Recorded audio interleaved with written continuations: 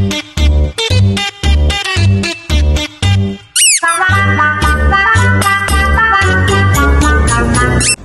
semuanya, jadi sini aku akan menjelaskan teori asam basa menurut Bronsted-Lowry. Jadi, asam adalah zat yang dapat mendonorkan proton atau ion H+, sedangkan basa adalah zat yang dapat menerima proton.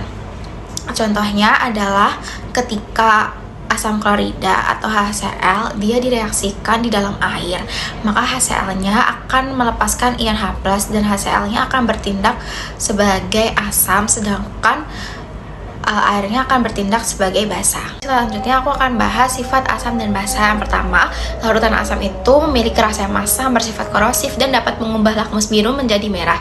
Sedangkan larutan basa itu memiliki rasa yang pahit, rasa licin, dan dapat mengubah lakmus merah menjadi biru.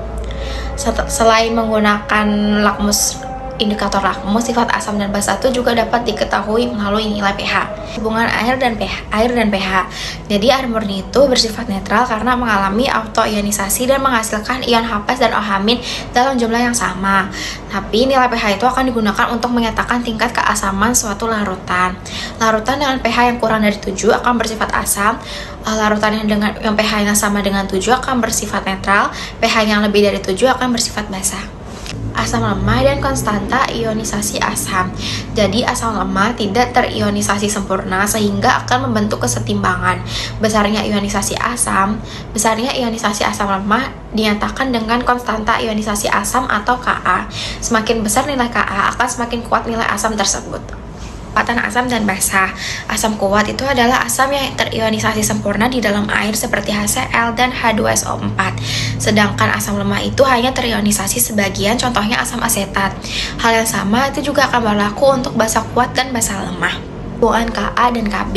Jadi untuk pasangan asam dan basa konjugat berlaku hubungan Ka dikali Kb sama dengan Kw. Kw adalah konstanta ionisasi air yang nilainya 10 pangkat minus 14. Struktur molekul dan kepolaran asam. Jadi kekuatan asam itu akan dipengaruhi oleh kepolaran ikatan, ukuran atom, dan stabilitas basa konjugat. Semakin stabil basa konjugatnya, maka semakin kuat asamnya. Di larutan garam itu bisa bersifat asam, basa, ataupun netral, tergantung asal asam dan basanya. Garam dari asam kuat dan basa kuat akan bersifat netral. Di oksida asam itu umumnya berasal dari unsur non-logam, sedangkan oksida basa dia berasal dari logam, dan oksida amfoter itu dapat berasal dari asam maupun basa. Asam poliprotik adalah asam yang dapat melepaskan lebih dari satu proton secara bertahap seperti asam sulfat. Asam Lewis itu kan adalah penerima pasangan elektron, sedangkan basa Lewis dia adalah pendonor pasangan elektron. Pada nilai pH itu dapat dihitung untuk asam kuat, basa kuat, asam lemah, basa lemah, maupun larutan buffer juga bisa dihitung pH-nya. Sedangkan asam basa adalah reaksi asam basa yang bersifat reversibel dan dapat mengikuti prinsip kesetimbangan kimia. Sedangkan larutan homogen terdiri dari satu fase dan larutan heterogen itu terdiri dari lebih dari satu fase. Jadi dia tuh bisa 2 ataupun lebih. Jadi kalian dengar apa itu larutan buffer. Jadi larutan buffer itu fungsinya itu untuk menjaga pH agar tetap stabil. pH larutan buffer itu dapat dihitung menggunakan persamaan Henderson-Hasselbalch. Nah, kalian pernah nggak sih tahu kurva titrasi?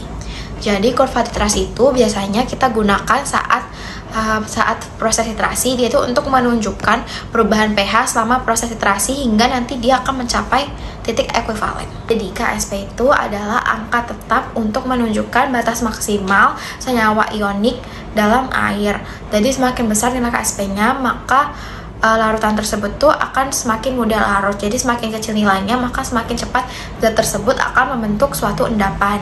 Dalam kimia ini, nilai ini tuh akan digunakan sebagai penentu apakah suatu campuran itu akan mengendap ataupun tidak. Nah, cara menentukannya itu dengan cara itu kita membandingkan hasil kali konsentrasi ion yang ada terhadap nilai Ksp-nya. Tahu nggak sih bahwa kelarutan itu dipengaruhi oleh beberapa faktor. Nah, ada 5 faktor utama. Yang pertama itu ada suhu. Jadi suhu itu akan mempengaruhi di mana panas itu akan biasanya meningkatkan kelarutan zat padat. Yang kedua adalah jenis pelarut.